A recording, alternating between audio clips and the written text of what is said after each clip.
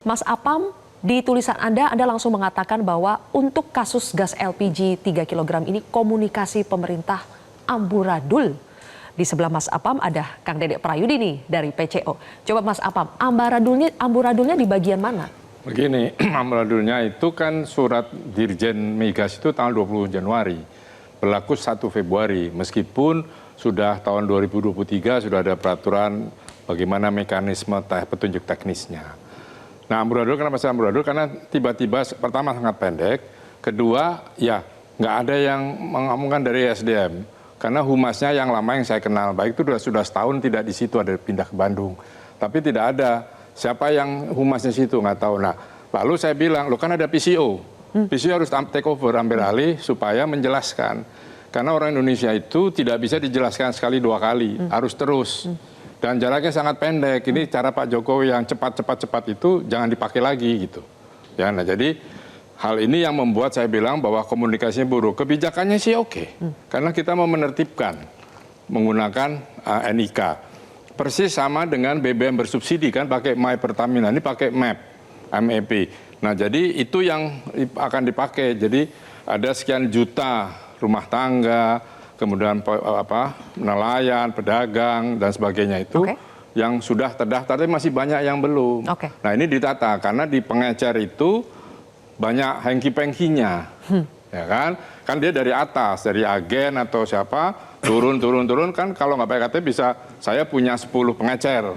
Ya kan harga di pengecer sudah 22.000. Di Jakarta, HET-nya 16.500, kan lumayan untungnya. Nah, di sini yang harus ditetapkan oleh pemerintah. Itu saja. Jadi dari sosialisasinya itu pendek sekali waktunya, dari Dirjen Migas suratnya keluar 20 Januari, kemudian 1 Februari langsung diberlakukan dan langsung. Dan humasnya tidak ada resmi keluar dari. Nginjak remnya, memberhentikannya itu langsung begitu saja ya. Itu buruknya di situ. Oke, saya harus tanya dulu ke Bang Nurdin. Bang Nurdin memang kapasitasnya adalah Menteri ESDM.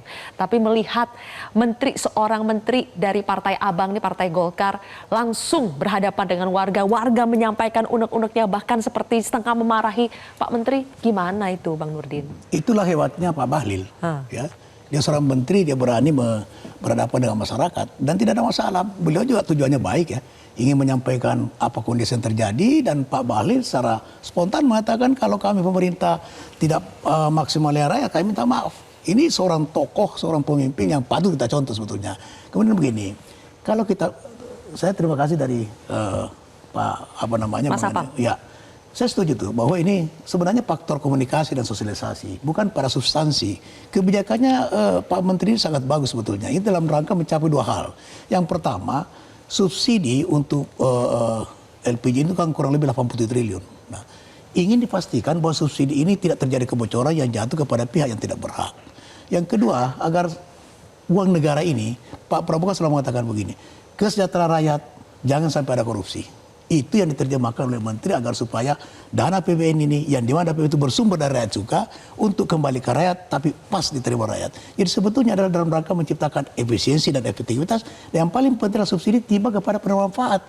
Itu yang paling utama. Nah, oleh karena itu maka kebijakan ini sebetulnya terletak kepada sosialisasi dan komunikasi. Pada akhirnya, oleh karena itu ini sebenarnya batu sekarang dengan adanya keputusan Pak Presiden bahwa pengecer kemudian diterjemahkan oleh Pak Menteri bahwa ini pengecer sekarang tak bisa melakukan distribusi, melakukan penjualan, tapi menjadi subpangkalan. Itu dia, Bang Ini Nurdin. memangkas daripada satu channel daripada distribusi ini dalam rangka menciptakan efisiensi dan efektivitas. Sedikit agar Bang Nurdin. penerima manfaat itu bisa betul-betul menerima subsidi ini. Ya, secara bayangkan substansi saja, kita paham Bang Nurdin. harga harusnya diterima oleh secara masyarakat. substansi tapi caranya yang banyak dibilang salah. Sehingga pada akhirnya Pak Presiden yang harus take over kesalahan itu. Nah, itulah kepekaan seorang presiden. Dan itu sangat bagus sebetulnya. Kemudian Menteri harus terjemahkan dan Pak Bahlil langsung turun ke lapangan. Itulah kepekaan seorang pemimpin yang tahu daripada kehendak rakyat. Nah, kemudian langsung direspon. Sekarang sudah nggak ada masalah itu. Nah, jadi substansinya nggak ada masalah, Mbak Selvi. Nah, sekarang bisa berjalan. Kemudian yang paling penting begini, negara bisa hadir mengontrol bahwa dana APBN betul-betul tiba kepada penerima manfaat. Nah, oleh karena itu maka harus dengan memangkas satu channel marketing ini, maka itu lebih efektif, lebih efisien. Akhirnya penerima manfaat ini betul-betul bisa menikmati subsidi yang bersumber dari APBN. Nanti kita akan bicara lebih jauh soal substansi ya, soal problem komunikasi ini. Mas Kang Dedek di sini karena sudah berada di PCO. Jadi ada anggapan begini, tidak ada komunikasi antara menteri dengan presiden, sampai Pak Sufmi Dasko yang mengatakan sendiri bahwa itu bukan kebijakannya presiden. Nah, kok bisa ada miss antara kebijakan yang dikeluarkan menteri dengan pengetahuan atau apa yang dipahami oleh presiden, sampai akhirnya Pak Presiden Prabowo yang harus membantu menterinya untuk dalam tanda kutip mengklirkan masalah ini? Iya, jadi begini ya, kalau di dalam proses pembuatan kebijakan itu yang pertama-tama yang kita lihat itu adalah political will-nya dulu. Ya, political will-nya itu sudah tepat, sudah baik, sudah bagus, sesuai dengan visi misi presiden. Lalu kita turun ke aspek teknokratik. Disinilah substansi yang tadi dibicarakan oleh Pak Nurdin. Ya. Nah, setelah substansi baru kita berbicara kepada implementasi. Nah, kalau kita berbicara implementasi tentu saja ini bukan lagi dapat dikatakan ranahnya seorang presiden untuk pembuatan kebijakan, dalam artian kan ada yang namanya permen, kan ada yang namanya lain-lain lah. Kurang lebih seperti itu ya. Tapi begini, satu hal yang pasti, tadi saya sepakat dengan Pak Nurdin ya, bahwa secara substansi ini sudah baik. Secara substansi sudah baik. Jadi ada dua hal yang dilindungi dalam kebijakan ini. Jadi yang pertama ingin melindungi uang pajak rakyat. Ya, jadi uang pajak rakyat yang dialokasikan untuk subsidi ini betul-betul dimanfaatkan oleh mereka-mereka yang berhak. Karena yang namanya subsidi ini bukan rights based atau berbasis hak, tapi needs based, berbasis kebutuhan. Lalu yang kedua adalah untuk melindungi rakyat yang berhak itu sendiri.